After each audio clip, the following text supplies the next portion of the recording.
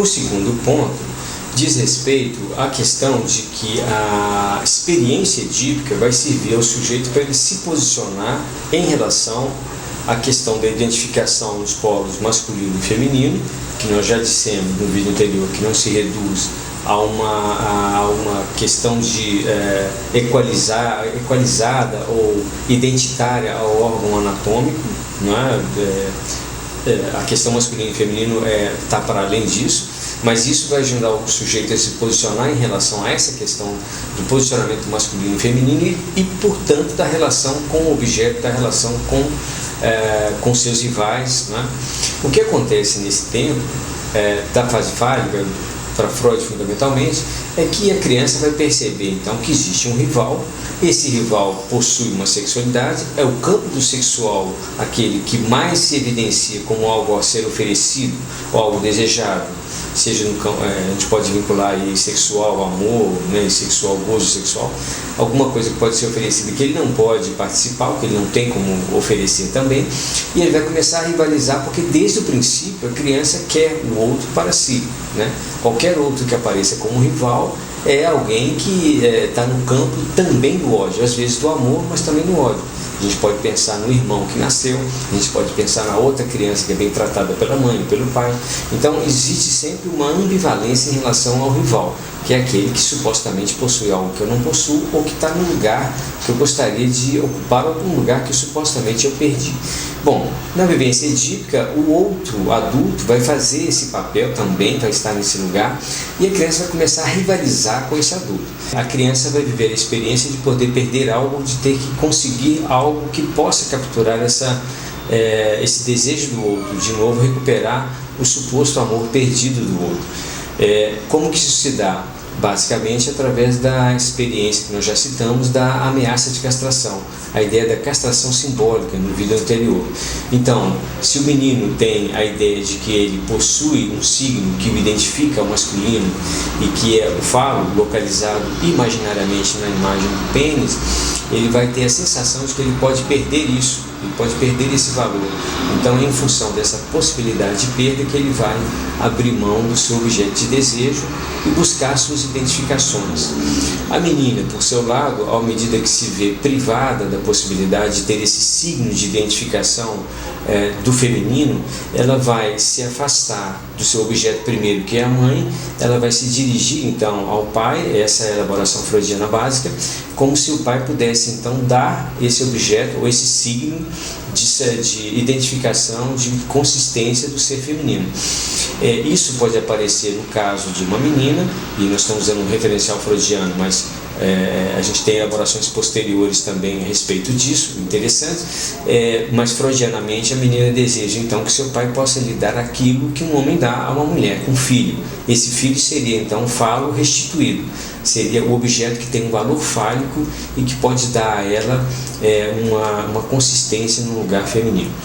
Tem questões muito próprias disso que vale a pena colocar aqui rapidamente como parênteses, que Freud, no tempo de Freud, e justamente por isso, né, a gente considerando o sujeito histórico Freud, a gente pode pensar que essa elaboração freudiana de que a saída para a feminilidade era a maternidade é algo próprio do seu tempo.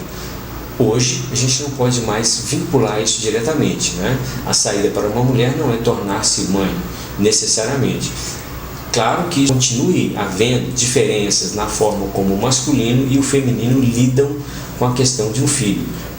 O que o filho pode representar para o masculino ou para o feminino, para aquele ser que se posiciona num outro. Mas é diferente da proposta freudiana que atravessa a obra dele de que a mulher se resolveria, digamos assim, nessa fantasia tendo um filho, né?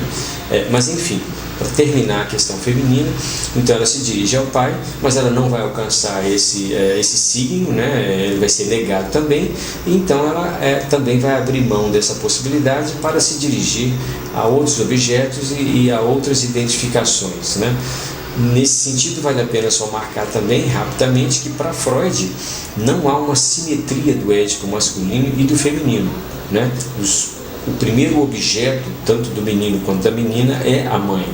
Então, o Édipo masculino, se ele tem a mãe como objeto, ele já se estabelece e termina pela ameaça de castração e pelo abandono, pela castração simbólica, pelo abandono do objeto. Já o Édipo feminino, ele começa à medida que a menina então percebe que ela não tem e que a mãe também não tem esse falo, então ela se dirige ao pai.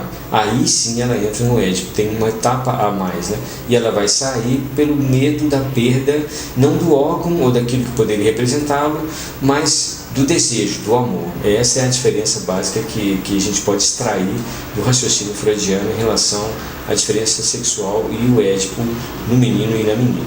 A gente tem que lembrar também que a questão edípica ela não é tão simples como a gente estava dizendo antes, justamente porque Freud foi chamar de Édipo completo a consideração do Édipo no sentido seguinte: se a gente pode detectar no menino o desejo por sua mãe, a gente também pode detectar no menino o desejo por seu pai. Os dois coexistem por diversas razões, né? E por diversas outras razões, que é da história de cada um desses desejos e desses polos de identificação vai se estabelecer, mas não necessariamente está definido no início e muito menos ligado por uma certa natureza ao seu órgão genital.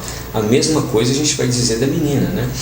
Se a gente pode fazer nesse percurso que acabamos de dizer um desejo dela ligado ao pai, isso também não é natural, porque também inicialmente o desejo dela era ligado à mãe.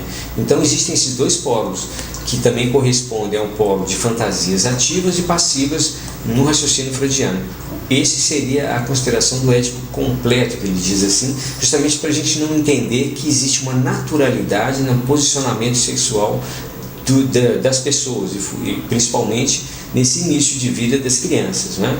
Aquilo que vai se estabelecer vai depender da história, das circunstâncias e daquilo que faz parte do discurso e da experiência de cada um. Aí sim, o polo da identificação e o polo do desejo vão se tornar um pouco mais fixados, não necessariamente completamente fixados, mas um pouco mais fixos. Então, o que acontece no final da experiência edípica, nessa fase inicial da criança, é que ela vai recalcar esse desejo incestuoso, que aparece como um desejo incestuoso, né, na fantasia, e ela vai então se dirigir a outros objetos.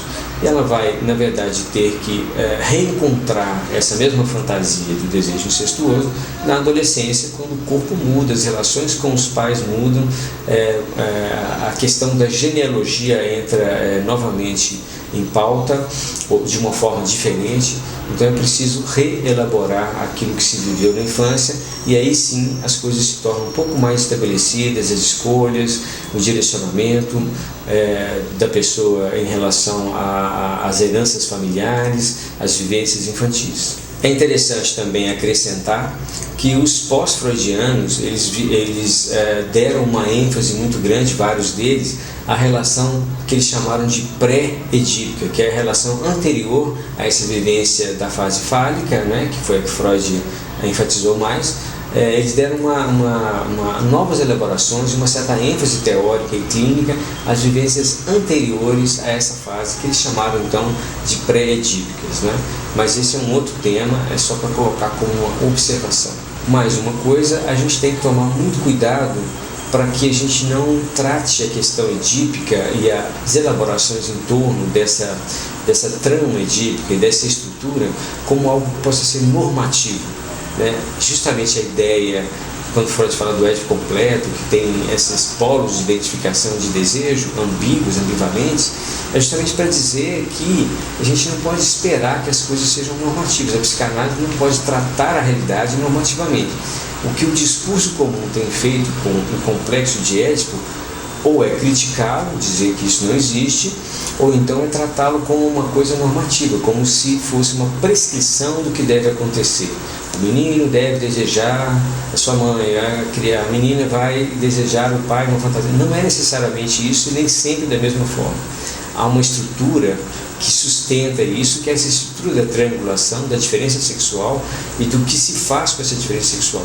Mas esse romance familiar, que é essa parte imaginária, tende a dar uma consistência a essa novela e fazer com que a gente olhe para a realidade e comece a entendê-la como se ela devesse acontecer de determinada forma. Isso deve ser afastado para que a gente tire a psicanálise, ou pelo menos afaste a psicanálise desse campo que é o campo da normatização, das relações familiares, por exemplo, desse familiarismo, como foi uma crítica que foi feita à psicanálise a partir da questão nuclear que o complexo de Édipo tem na teoria e na prática.